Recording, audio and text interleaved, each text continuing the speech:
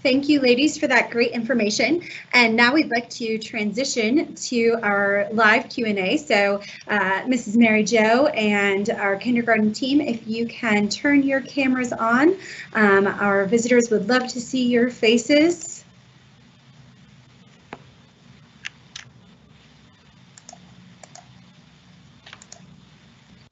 And we've had some questions come in that I think would be great for you all to answer. So I'm going to start with Mary Jo, actually, for our first question. Can you tell us a little bit more? You talked about specials. Do they happen at the same time every day, the same day every week? What does that look like? Okay, so typically your schedule on specials is you will have the same special on that set day. So it won't change. For example, my students this year have PE and music on Mondays and Wednesdays, and on Thursdays they have library, and on Fridays they have art. Those are standards. The only difference would be there is Tuesdays where teachers have professional development, and that is the only day that they might have a different special, but the time is always the same from my experience of 21 years. So. Thank you. Let's see, we have had some questions.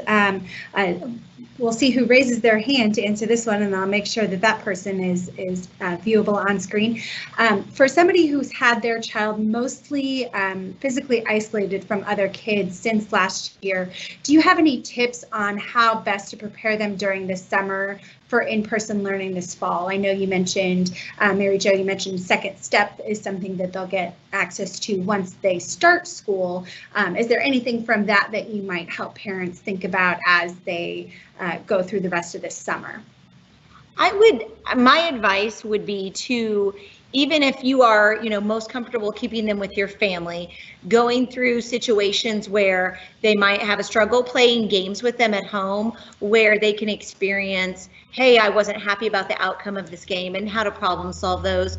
Teaching them general manners of please and thank you, waiting, because especially if they've been at home with you, they may not have to wait for certain things, but at school you're going to have to wait, you're going to have to take turns, you're going to have to learn procedures. So those are things you can practice at home. If there are people that you're comfortable letting your child be around, having those social play dates and giving those opportunities for them to learn how to be a friend and make a friend, those are some of the things that I would suggest. I'm sure some of our early childhood friends have some ideas as well.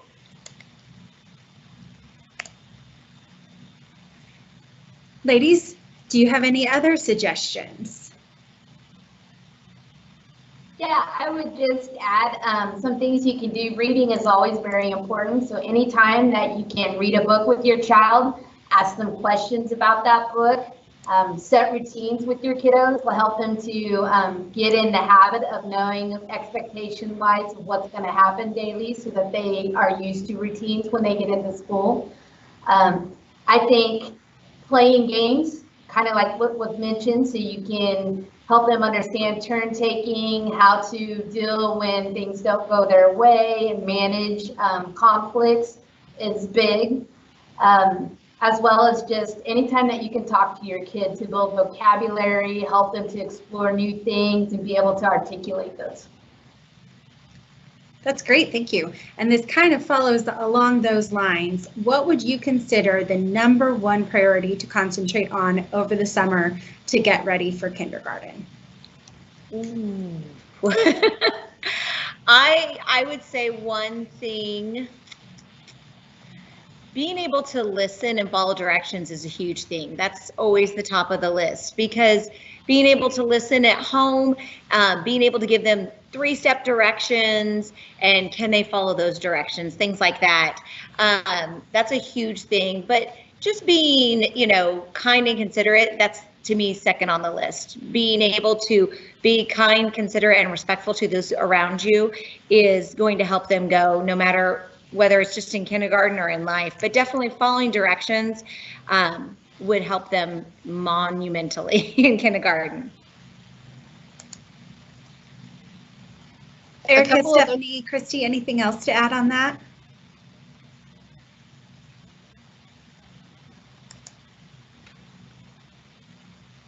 A couple things I would add. I don't know if you can see me, Susie.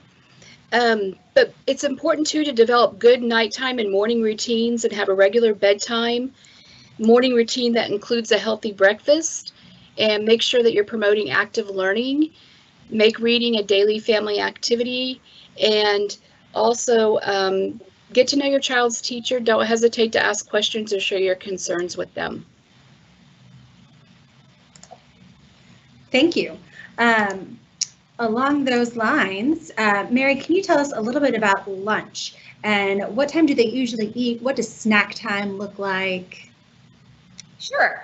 Okay, so I would imagine that lunchtime would vary from building to building. In my years, it's been anywhere, like this year we have lunch at 11:20, but I've had it as late as 12 before. So depends on your building. It could come early, it could come later. I tell parents all the time, the first 2 weeks of kindergarten, they will come home tired, they will come home hungry. I promise we're feeding them and we are taking good care of them. Lunch, when they come in, they do have about a 20-minute window for eating. And we do, especially those first few weeks, try to get them down a little bit earlier and give them some extra time. Teaching them to open packages, teaching them to focus on eating instead of, it's a time with their friends. So really focusing on at lunchtime, mom and dad want you to focus on eating, giving them some practice eating independently, things like that. And then snack is generally in the afternoon, and it's something small. It's not a huge event, but just a light snack. Could be graham crackers or it could be goldfish. That's why it's another important on the enrollment part. Make sure your allergy information is up to date. Talk to your school nurse if your child does have an allergy so that the teachers are aware so we can adjust snack as necessary. I'm trying to think if there's anything else. With lunch, you have school lunches provided. If you have there's forms you can fill out, I think, for reduced and free lunches, and then you can bring a lunch from home. You can have your child do that. Our school lunches are great. They have lots of options. They can have different flavors of milk. They're pretty lucky. My school lunches were not like that. So they've got lots of choices for lunch. My biggest thing would be teaching them opening packages and focusing on eating instead of, I know in the summertime, my kids get in the routine of relaxed eating and they could be there for 45 minutes, but they really do have like about a 20-minute window for eating for lunchtime. Thank you, Mary Jo. And I will just add, for this coming school year, the USDA has announced that all breakfast and lunch will be free for all students. For this coming school year, you parents won't need to worry about putting money into lunch accounts or anything along those lines. We will have some questions in that online enrollment system to help make sure that if you would have otherwise qualified for free and reduced lunches, that you can still qualify for those free and reduced fees for any school enrollment fees that exist. But that free and reduced lunch application, if you've had to fill that out in the past with other students, you will not need to fill that out for this coming school year. Let's see. So who wants to take this one? We're talking about assessments, and a question that we've had in the past is what do assessments look like for kindergarten students? Do they have to take state assessments? What does that kind of look like? And I'm going to turn it over to our early childhood specialists because I think they have the answer to this one.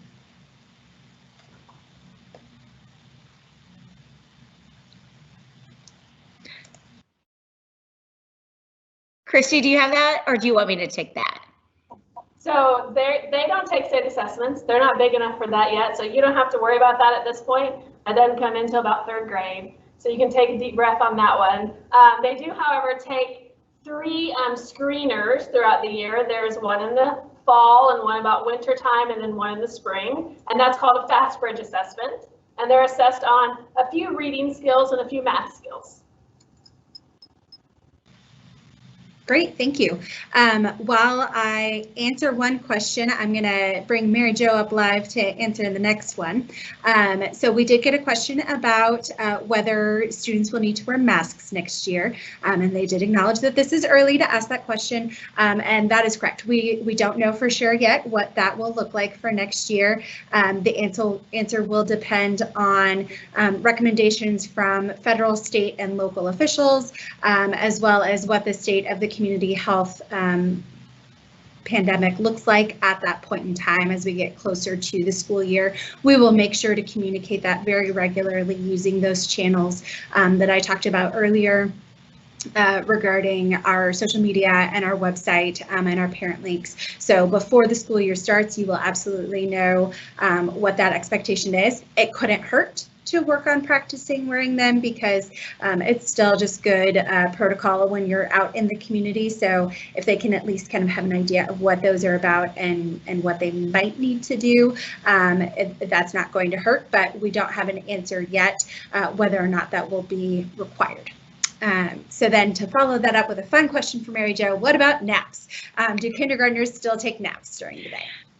So they don't. When I started teaching, this is my 21st year, when I started teaching, we still had naps. And when I was in kindergarten, we still had naps. We do not. However, at the beginning of the year, we do try to take breaks where they get to lay their head down and rest and have some quiet time just at their desk. But no, we do not take nap like we traditionally used to, maybe like some of you did when you were in kindergarten, where we had mats and music and quiet time or read stories. We do not have that anymore. So that might be something over the summer, if your child is used to having a nap, that you start to ease them and transition them out of that, so they're not as exhausted as they would be otherwise. That might be something, if you're taking away their nap, adjusting their bedtime a little bit earlier, things like that, to help them ease into that. So hopefully that answered that question. Wonderful, thank you. And another question that we have is if the parents do enroll their students in before or after school care in Latchkey, what do the kids do during that time before and after school? I've never ran any of the Latchkey programs. I know that they do get breakfast before and they get snack afterwards. I know that they play games in there, they read stories, they do activities, things like that. From here at Minnehaha, that's the experience I've seen. The other buildings I've taught at did not have Latchkey programs there. Great, thank you. And I know we've sort of lost track of exactly how much time we've taken tonight since we started late. So we're at 7:21 right now. We'll give it a couple more minutes to make sure we've answered some of the great questions that have been coming in. One more question that I have here is, what is when might you see a difference between a school's calendar and the district's calendar that gets sent out to all parents? I know for my students here and at other schools, we have agendas and things like your conference night at our building might be different. So that might not be on a district calendar, but that should be on your school calendar. Special events that they might have if they're having, we unfortunately didn't get to have so many this year, but curriculum nights, or if you're having, different parent teacher organization things, those would be on your school calendar, but not your district calendar. I hope that's if that's the question that they're asking. Yes, that's perfect. Thank you. Let's see.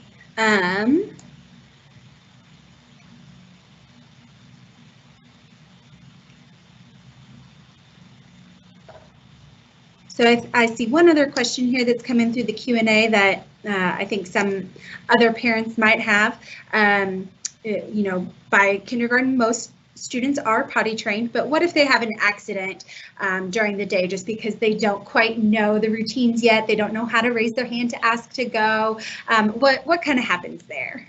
So one thing that we have always highly recommended to parents is big gallon Ziploc bag of extra, just one extra set of clothing for your child labeled in the backpack, so that if they do have an accident, we will, of course, help, we'll either, the nurse will help them, but we'll get, make sure that they get in comfortable, clean clothing. So that's something I would do.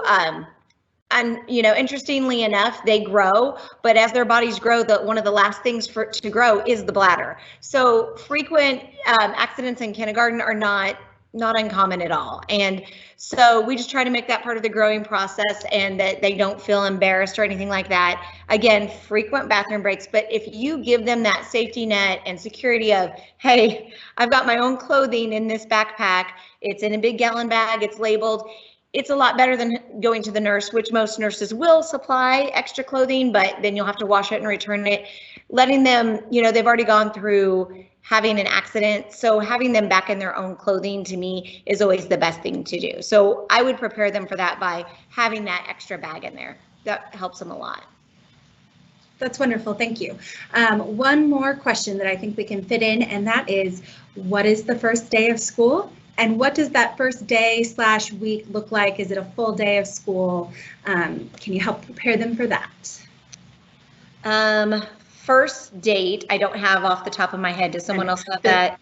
I do know the first full school day for the whole district is August 11th.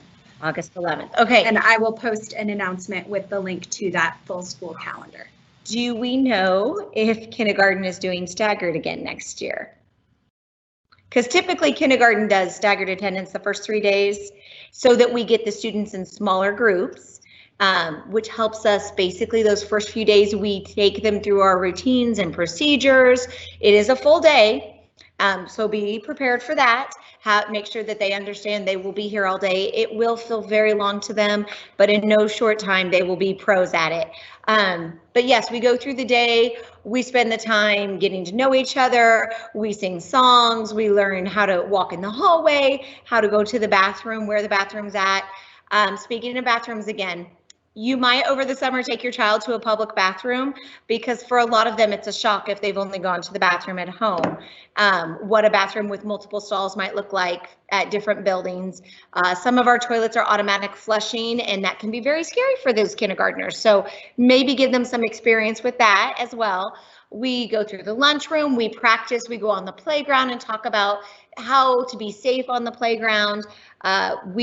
One thing that we really try to make sure those first few days is, how's your child getting to school? How is your child getting home? So that we can make sure that whether it's a car rider or a bus or latchkey, or if they're walking, that we're getting them to the safest place, to the correct place, because the last thing you want is for your child to be scared on the last day being put in the wrong place. So really communicate with your teachers to let them know how your child's getting to school and how they're getting home. We go through everything during the day. And so those first 3 days, if they're staggered, which you will get that communication from your child's teacher, they would come one day and be gone 2 of those, and then all of them would come on the 4th day. And that would be officially everyone's first full day together. And yes, those first few weeks, we spend a lot of time on routines, procedures, where things are in the classroom, how to get those, where to get things when we're going in the hallway, how to get from place to place, how to interact on the playground, lunch, how to get your lunch, how to sit down with your lunch, what to do when you need help in the lunchroom. We have champs here at USD 259, which is great because every event we go through during the day, they know what their voice level should be like, how to get help, what the activity is, what their movement should be like, and how to participate. So we go through all of that again and again and give them lots of practice, because we're so excited. It's great having them come in, and I love seeing them grow in their independence as they go through the year. So that's how we started off. Wonderful, thank you. Erica, Stephanie, and Christy, I'm going to send you live one more time to let you do any parting thoughts that you may have. And for anyone whose questions that we did not get to either through the chat or aloud, we will share those questions on that kindergarten page where you found the link to this event so that we can get those questions answered. So just check back there.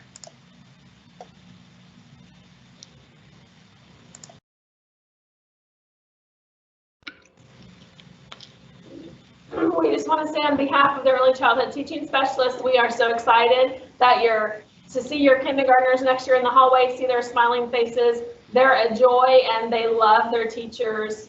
Their eyes are going to be glowing, and I know it's going to be rough for you parents the first few days, but your kiddo's going to be A-okay. Thank you all and have a wonderful night.